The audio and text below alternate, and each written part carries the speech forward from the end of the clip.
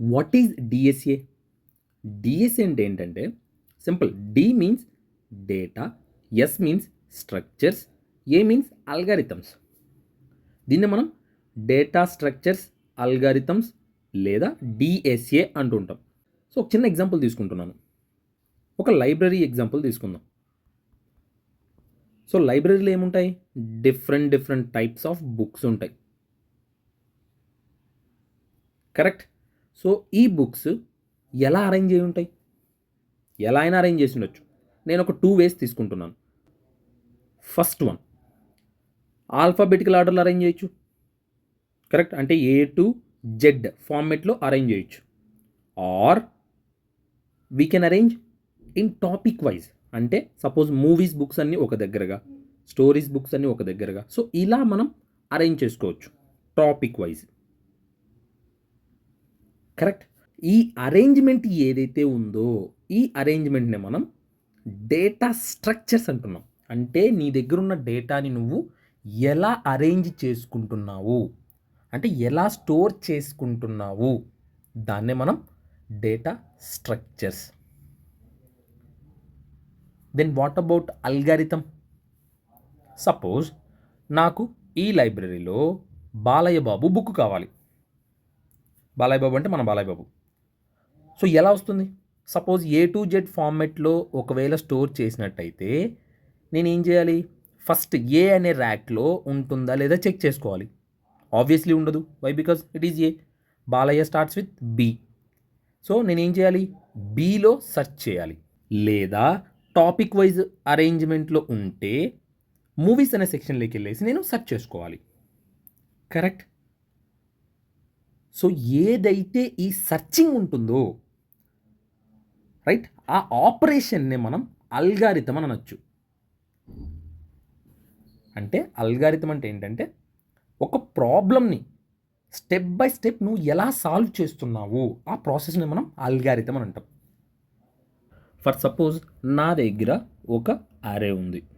ఏం తీసుకుందాం? 1 2 3 4 5 అని చెప్పి ఇలా తీసుకుంటున్నాను. సో ఈ డేటాని ఎలా అరేంజ్ చేసాం? ఒక అర్రే ఫార్మేట్లో అరేంజ్ చేసాం. Yes or no? So that is nothing but data structures. Right. ఇక్కడ నాకు what is the maximum value? మనం చూడగానే చెప్పొచ్చు దట్ ఈస్ 5 అని. కానీ ప్రోగ్రామేటికల్గా మనం చెప్పాలి కదా.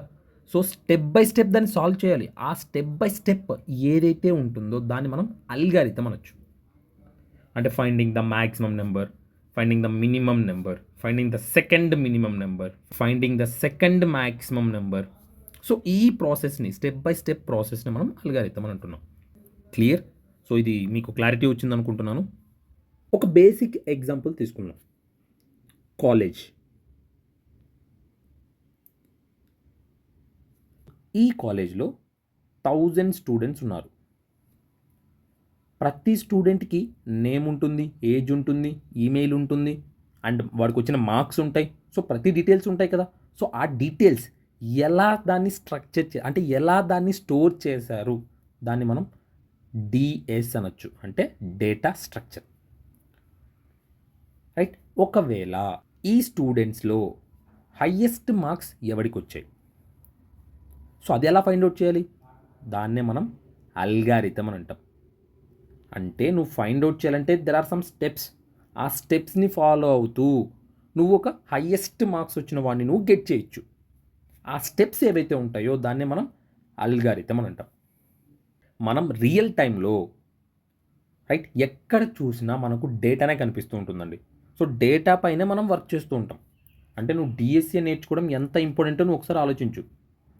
ఎక్కడికి వెళ్ళినా డేటానే ఉంటుంది. ఒక సాఫ్ట్వేర్ కంపెనీలో వెళ్ళినా డేటానే ఉంటుంది, ఒక షాప్కి వెళ్ళినా డేటానే ఉంటుంది, ఒక కాలేజ్కి వెళ్ళినా డేటానే ఉంటుంది.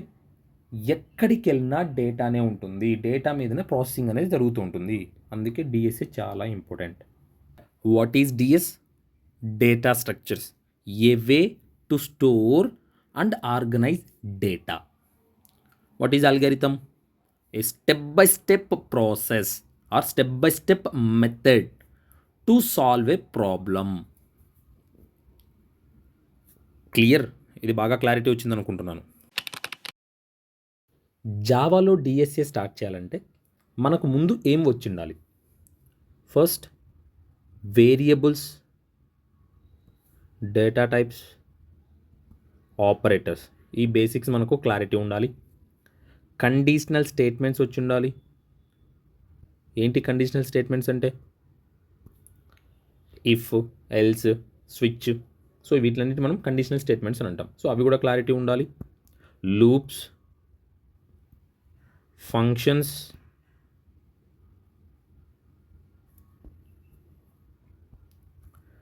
Arrays and strings. And last one basic oops.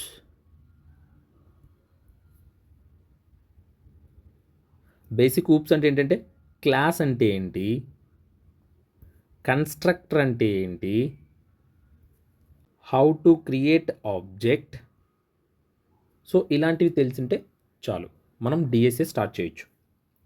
And sir నాకు జేడీబీసీ అవసరమా, సర్వ్లెట్స్ అవసరమా, ఇవన్నీ అవసరమా? అవేవి అవసరం లేదు. These are enough to start DSA. Clear? First వీటిల్లో మీరు స్ట్రాంగ్గా ఉండండి, డిఎస్ఏ మనకు ఈజీ అవుతుంది. See, this is our roadmap. There are 4 phases. Phase 1 basics అంటే అర్రేస్, స్ట్రింగ్స్, రికర్షన్, ఇలాంటివన్నీ మనం ఇక్కడ డిస్కస్ చేస్తాం. అల్గారిథమ్స్ కూడా చూస్తాం. Next core DSA, linked list, stack, queue, ఇలాంటివన్నీ మనం సెకండ్ ఫేజ్లో చూద్దాం. Third phase advance DSA, trees, graphs, dynamic programming, ఇవన్నీ మనం అడ్వాన్స్డ్ డిఎస్ఏలో చూస్తాం. ఫైనల్గా ఫేజ్ 4 ఇంటర్వ్యూకి ఎలా ప్రిపేర్ అవ్వాలి, సో డిఫరెంట్ క్వశ్చన్స్ ఎలా ప్రాక్టీస్ చేయాలి, అవన్నీ మనం ఈ ఫైనల్ ఫేజ్లో చూద్దాం. డిఎస్ఏ అంటే ఏంటి, జావాలో డిఎస్ఏ నేర్చుకోవాలంటే ఏం కావాలి, రోడ్ మ్యాప్ ఆఫ్ డిఎస్ఏ, వీటన్నిటిపైన ఒక క్లారిటీ వచ్చిందని నేను అనుకుంటున్నాను.